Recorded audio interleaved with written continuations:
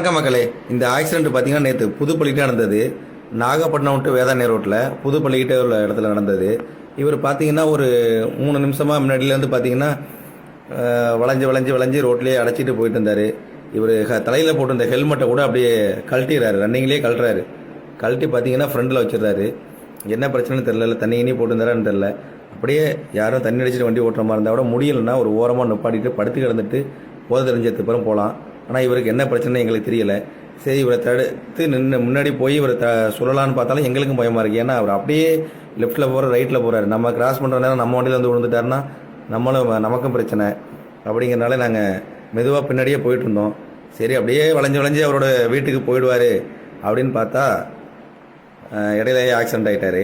பார்த்திங்கன்னா இவருக்கு மட்டும் அது பிரச்சனை இல்லை, மற்றாப்புல எதிர்த்தாப்புல நல்லா வர்றவங்களுக்கும் அது பிரச்சனை தான்.